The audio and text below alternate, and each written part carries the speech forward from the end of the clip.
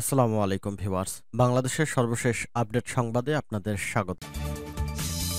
বিভিন্ন ঊর্ধ্বতন কর্মকর্তাদের দুর্নীতির জেরে বাংলাদেশ জর্জরিত, জানিয়ে দেব হাতে থাকা সর্বশেষ আপডেট বাংলা সংবাদ। প্রথমে এই সংবাদ শিরোনাম, ব্যয় কমাতে সরকারের নতুন নির্দেশনা, কি করা যাবে করা যাবে না। এরপর জানিয়ে দিব মতিউরের সঙ্গে স্পর্শকাতর ফোনালাপ ফাঁস, যা বললেন সেই আরজিনা। এদিকে বিএনপিতে এখন আতঙ্ক বিরাজ করছে। এরপর জানিয়ে দেব আপনি তো ট্রানজিট দেননি, দিয়েছেন করিডোর, বলেছেন মান্না। সর্বশেষ জানিয়ে দেব 6 মাসে আইন শৃঙ্খলা বাহিনীর হেফাজতে মৃত্যু 8, বিএসএফ এর গুলিতে নিহত 13। এতক্ষণ শুনছিলেন সংবাদ শিরোনাম, এবারে বিস্তারিত। তবে অনুরোধ থাকবে ভিডিওটিতে একটি লাইক করবেন এবং কমেন্ট করে জানিয়ে দিবেন কোন জেলা থেকে আপনি আমাদের এই ভিডিওটি দেখছেন। ব্যয় কমাতে সরকারের নতুন নির্দেশনা, কি করা যাবে করা যাবে না। বৈশ্বিক অর্থনৈতিক পরিস্থিতিতে সরকারি ব্যয় হ্রাস সাধনের লক্ষ্যে নতুন পরিপত্র জারি করেছে অর্থ মন্ত্রণালয়। পরিপত্রে বলা হয়েছে, সরকার নিজস্ব অর্থে সব ধরনের বৈশ্বিক ভ্রমণ, ওয়ার্কশপ ও সেমিনারে অংশগ্রহণ বন্ধ থাকবে।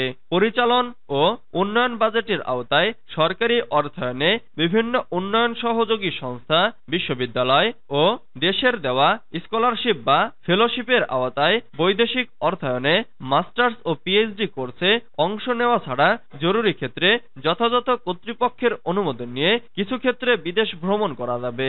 যেসব ক্ষেত্রে বিদেশ ভ্রমণ করা যাবে সেগুলো হলো পরিচালন ও উন্নয়ন বাজেটের আওতায় সরকারি অর্থায়নে বিভিন্ন উন্নয়ন সহযোগী সংস্থা, বিশ্ববিদ্যালয় ও দেশের দেওয়া স্কলারশিপ বা ফেলোশিপের আওতায় বৈদেশিক অর্থায়নে মাস্টার্স ও পিএইচডি কোর্সে অংশ নেওয়া, এছাড়া বিদেশি সরকার বা প্রতিষ্ঠান কিংবা উন্নয়ন সহযোগীর আমন্ত্রণে এবং সম্পূর্ণ অর্থায়নে আয়োজিত বৈদেশিক প্রশিক্ষণে অংশগ্রহণ করা যাবে। রিসিপিয়েন্ট ইন্সপেকশন বা ফ্যাক্টরি অ্যাকসেপ্টেন্স টেস্টের আওতায় বিদেশ ভ্রমণের ক্ষেত্রে বাংলাদেশ পাবলিক প্রকিউরমেন্ট অথরিটির 2 জানুয়ারি 2024 তারিখে জারি করা পরিপত্র কঠোরভাবে অনুসরণ করতে বলা হয়েছে। সব ধরনের থোক বরাদ্দ থেকে ব্যয় বন্ধ থাকবে বলে জানানো হয়েছে পরিপত্রে। মতিউরের সঙ্গে স্পর্শকাতর ফোনালাপ ফাঁস, যা বললেন সেই আরজিনা। ছাগলকাণ্ডে আলোচিত জাতীয় রাজস্ব বোর্ডের সদ্য সাবেক সদস্য মতিউর রহমান ও তারই অর্ধস্তন নারী কর্মকর্তা আরজিনা খাতুনের মধ্যে মোবাইল ফোনে আলাপচারিতার এই স্পর্শকাতর অডিও রেকর্ড ফাঁস হয়েছে। এতে নতুন করে তোলপাড় শুরু হয়েছে। খোদ এনবিআর এর কর্মকর্তা কর্মচারীদের অভিযোগ, শুধু মতিউর রহমানের বান্ধবী হিসেবে বহু অর্থনৈতিক সুবিধা হাসিল করেছেন আরজিনা। অবৈধ পথে উপার্জিত অর্থে বনেছেন অডেল সম্পত্তির মালিক। ঢাকায় অভিজাত অ্যাপার্টমেন্ট, গ্রামে বিলাসবহুল বাড়ি, 500 ভরি স্বর্ণালংকার সহ নামে বেনামে গড়েছেন বিপুল সম্পদ। আরজিনার দুর্নীতি ও অবৈধ সম্পদের অভিযোগ গড়িয়েছে দুর্নীতি দমন কমিশন পর্যন্ত। জানা গেছে, মতিউর রহমানের সম্পর্ককে কাজে লাগিয়ে নানা অবৈধ সুবিধা নিয়ে অঢেল সম্পদের মালিক হয়েছেন এনবিআর এর ওই আরজিনা খাতুন। রাজধানীতে বিলাসবহুল ইন্টেরিয়রে মোড়ানো ফ্ল্যাট, গ্রামে আলিশান বাড়ি, পরিবারের সদস্যদের নামে বেনামে জমি সহ বিপুল সম্পদের মালিক হয়েছেন এনবিআর এর ওই আরজিনা খাতুন। মাত্র 3 বছরে আরজিনা কিনেছেন অন্তত 500 ভরি স্বর্ণালংকার, যার 200 ভরি চোরাচালানের মাধ্যমে বিদেশ থেকে আনা হয়েছে বলে দুদকের কাছে অভিযোগ জমা পড়েছে। আরজিনা খাতুন বর্তমানে রাজস্ব বোর্ডের মূসক মনিটরিং, পরিসংখ্যান ও সমন্বয়ের 2য় সচিব। এর আগে চট্টগ্রাম কাস্টমস হাউজের উপকমিশনার ছিলেন তিনি। বিএনপিতে এখন আতঙ্ক বিরাজ করছে। পররাষ্ট্রমন্ত্রী ও আওয়ামী লীগের যুগ্ম সাধারণ সম্পাদক ডক্টর হাসান মাহমুদ বলেছেন, বিএনপিতে এখন তারেক ভূত ও আতঙ্ক বিরাজ করছে। দলটির কর্মীরা এখন আতঙ্কে থাকে, সকালবেলা উঠে দেখবে কিনা পথ চলে গেছে।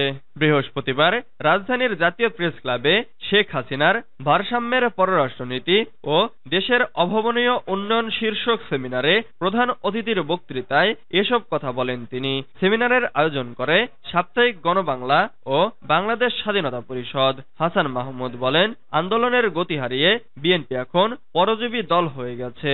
তারা এখন শিক্ষার্থীদের আন্দোলনে ভর করে, শিক্ষকদের আন্দোলনে ভর করে, নিজেদের আন্দোলন করার ক্ষমতা হারিয়ে পরাশ্রিত আন্দোলন করছে।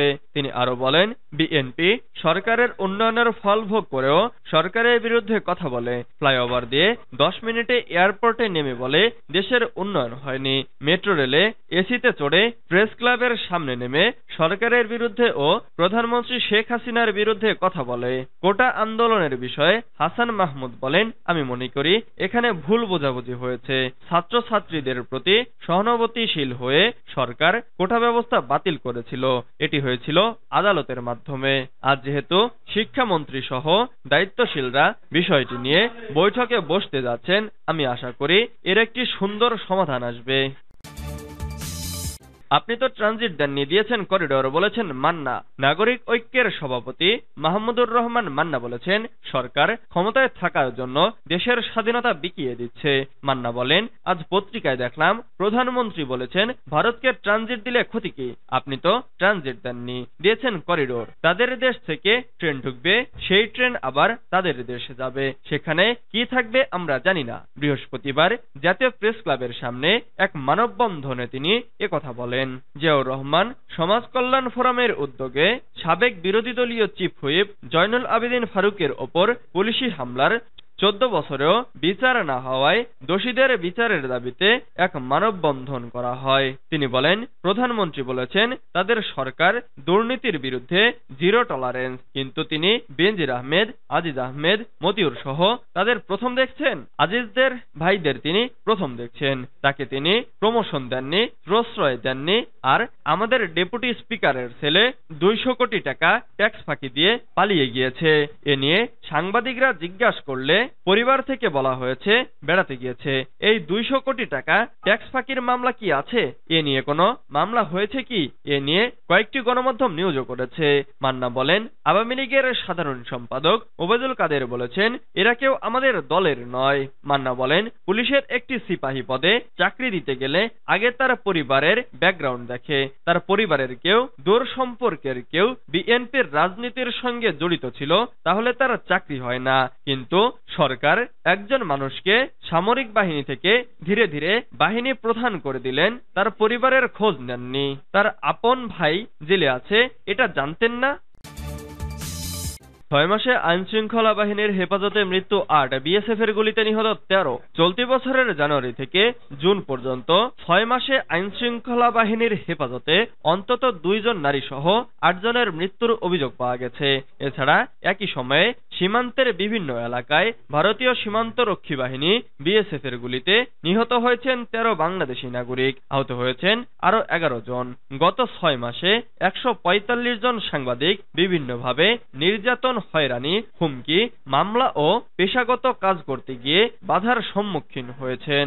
বৃহস্পতিবার মানবাধিকার সংস্থা আইন ও সালিশ কেন্দ্রের প্রকাশিত মানবাধিকার লঙ্ঘনের সংখ্যাগত প্রতিবেদনে এ তথ্য জানানো হয়েছে। প্রতিবেদনে সুপারিশে বলা হয়েছে, বিদ্যমান পরিপ্রেক্ষিতে মানবাধিকার লঙ্ঘন প্রতিরোধে আইনের শাসন ও জবাবদিহি প্রতিষ্ঠা অত্যাবশ্যকীয় বলে মনে করে আসক, অন্যথায় বিচারহীনতার সংস্কৃতি প্রতিষ্ঠা পেয়ে যাবে এবং মানবাধিকার লঙ্ঘনজনিত ঘটনা বৃদ্ধি পেতে থাকবে।